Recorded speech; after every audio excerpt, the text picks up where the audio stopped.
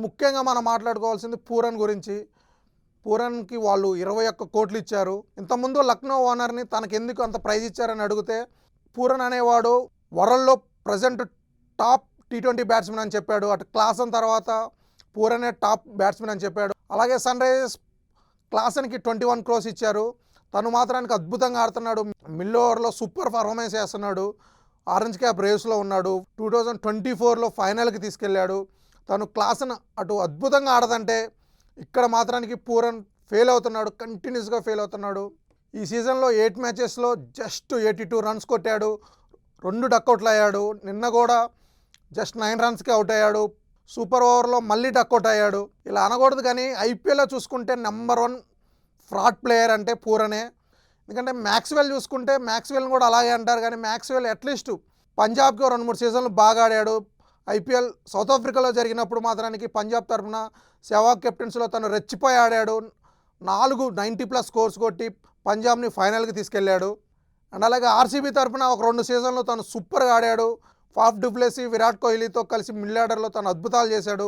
Back to back 2 సార్లు ఆ team qualify అయ్యడానికి తను కూడా ఒక రీజన్. సో మ్యాక్స్‌వెల్ కొంచెం పర్లేదు అనిపిస్తుంది పూరన్తో పోల్చుకుంటే. పూరన్ మాత్రానికి కంటిన్యూస్గా ఫెయిల్ అవుతున్నాడు. పంజాబ్లో ఉన్నప్పుడు అట్రప్లాఫ్ అయ్యాడు. అండ్ అలాగే పంజాబ్ కెప్టెన్ కేఎల్ రాహుల్ పంజాబ్ నుంచి లక్నోకి వెళ్తూ పూరన్ కూడా తీసుకెళ్లాడు నెక్స్ట్ సీజన్ మెగా ఆప్షన్లో.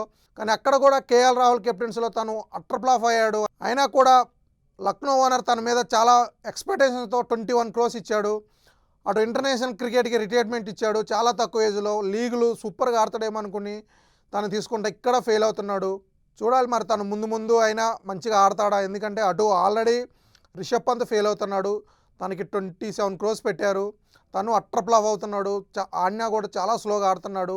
ఇద్దరు కలిపి ఆల్మోస్ట్ 48 క్రోర్స్. ఇద్దరు పర్ఫార్మెన్స్ మాత్రానికి చాలా వీక్గా ఉంది. ఎందుకంటే అటు చూసుకుంటే శ్రేయస్ అయ్యర్ 26 కోట్లు పెట్టుకుంటే తను రెచ్చిపోతున్నాడు. సింగిల్ హ్యాండెడ్గా తను గెలిపించుకుంటున్నాడు. 270లు 60లు ఎంత కొట్టినా తను చేస్తున్నాడు.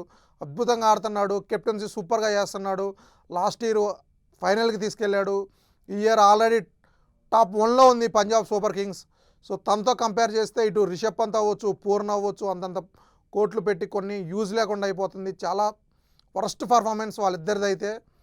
చూడాలి వారి ముందు వాళ్ళని ఆ టీంలో ఉంచుకుంటారా, తీసేస్తారా, నెక్స్ట్ మెగా ఆక్షన్కి వదిలేస్తారా, ఏం జరుగుతుందో చూడాలి.